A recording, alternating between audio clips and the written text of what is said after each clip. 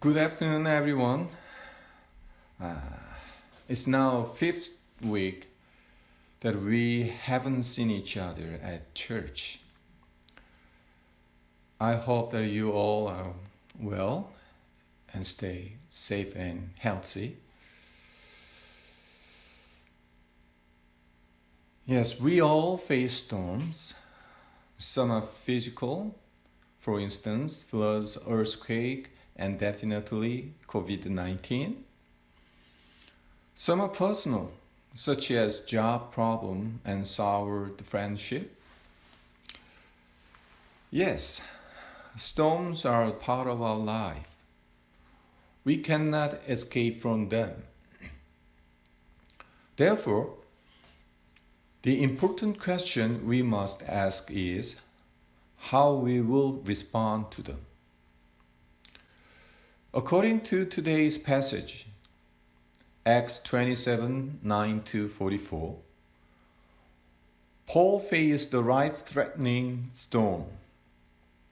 He was placed on board a ship sailing for Rome to stand trial in front of Caesar.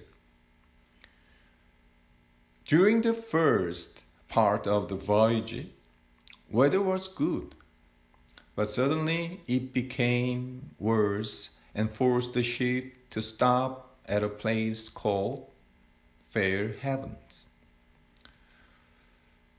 The crews wanted to keep their journey. Moreover, while Paul warned an approaching big storm that they would encounter big loss, the ship's captain and the owner overrode Paul's words of warning, and they sailed out of the harbor.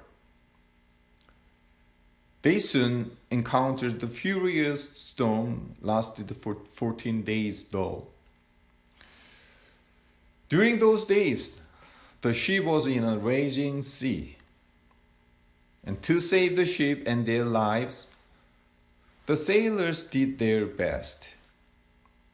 But sadly, it proved ineffective against the storm, and the ship was ultimately lost.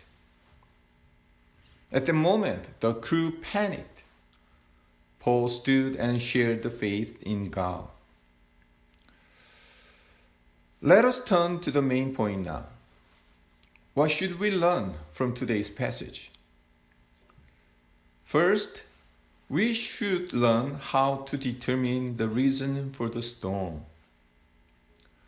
Until we first determine the reason for our trouble, we cannot successfully deal with it.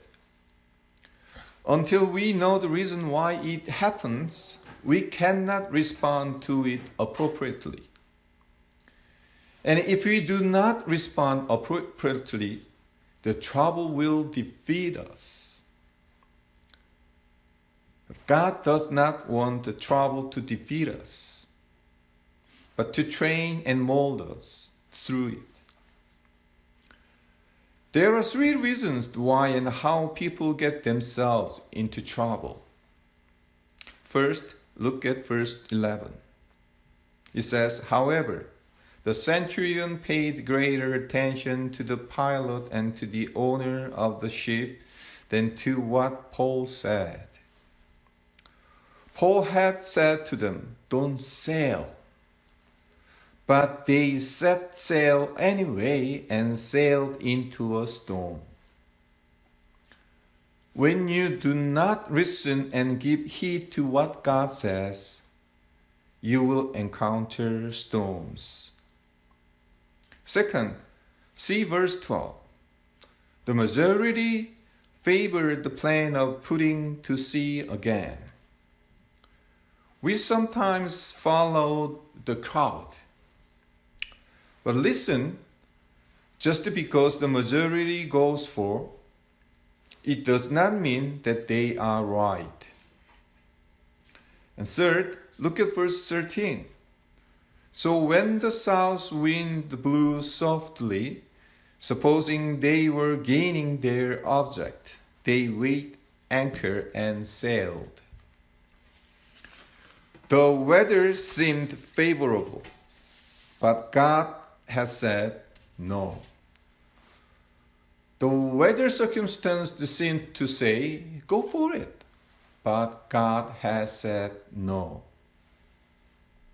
Circumstances always aren't what they seem. Sometimes they give us the wrong picture.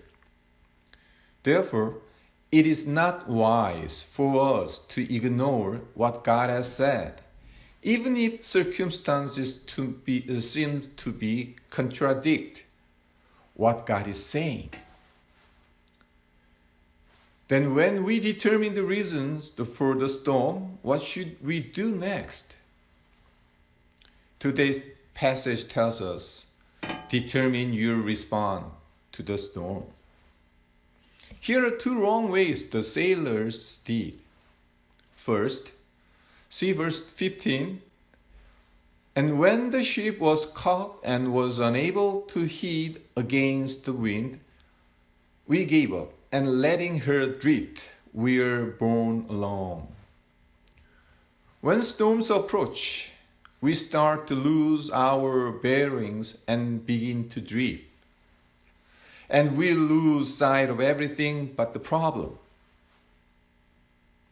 We get our eye on the problem and not God, who will solve the problem. Second, see verse 20. And when neither sun nor stars were visible for many days, and no small tempest kept raging about us, all hope of our being saved was finally abandoned. Trouble is not disastrous until we surrender to it in despair. We should not give up hope. This is what response we determine in storms. Instead, we should claim a promise. Look at verses 20 to 25. But take courage. None of you will lose your lives, even though the ship will go down. For last night an angel of God to whom I belong and whom I serve stood before me. And he said, don't be afraid, Paul, for you will surely stand trial before Caesar.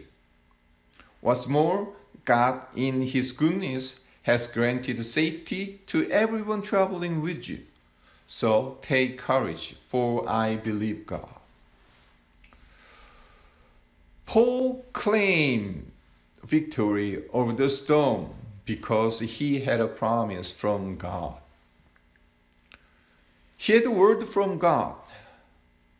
He's calm and he's confident in the storm. Yes, if we face a problem, find a promise in God's word, claim it, and cling to it. The promise will keep us encouraged and confident until the storm in our life passes.